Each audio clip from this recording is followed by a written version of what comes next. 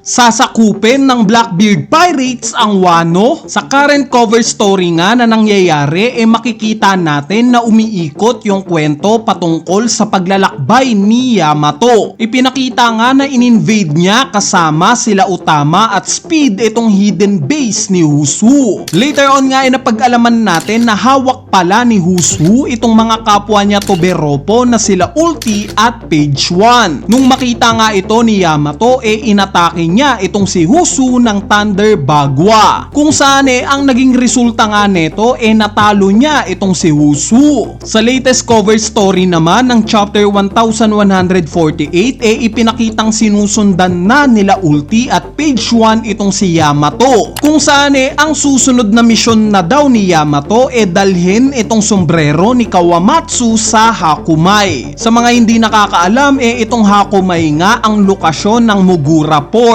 Ito nga yung ikalawang daanan para makapasok ka sa Wano. Yung una nga alam naman nating sa pamamagitan ng climbing waterfalls. So ano ba yung point ng pagpunta ni Yamato sa Hakumai? Bali ang tingin ko ang sagot dito setup. Siniset up ni Oda si Yamato na may makakalaban siya sa Hakumai. At yes, sa tingin ko nga na magkakaroon ng ikalawang invasion itong Blackbeard Pirates. Susugurin nila itong Wano. Nakita na nga nating ginawa niya to sa Whole Cake Island, kung saan ang pinadala niya dito itong sila Kuzan at Van Agur para kidnapin si Pudding.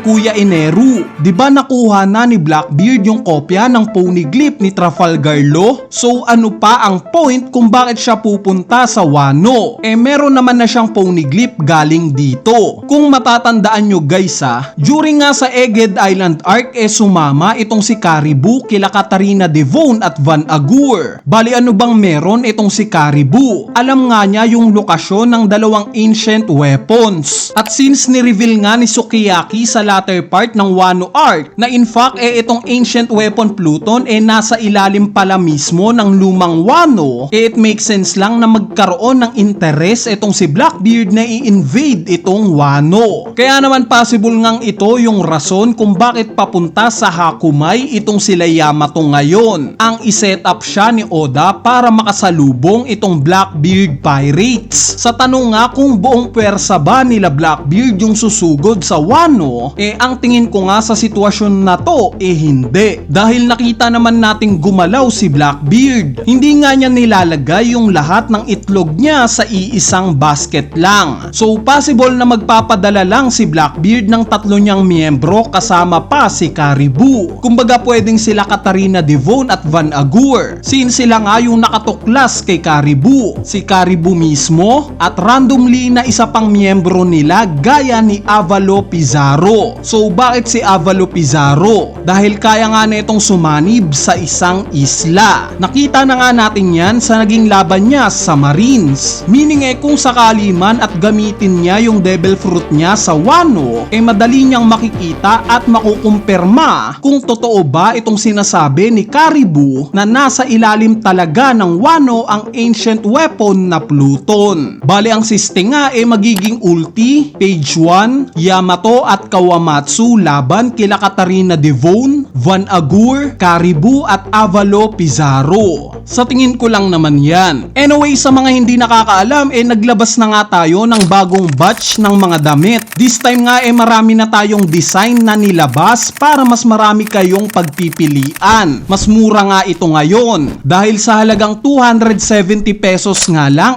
meron ka ng bagong damit na related sa One Piece. Kung saan nga ito mabibili available na nga ito ngayon sa Shopee at TikTok shop natin. Ilalagay ko na nga lang yung mga link neto sa comment section sa ibaba. So yun lang. Peace!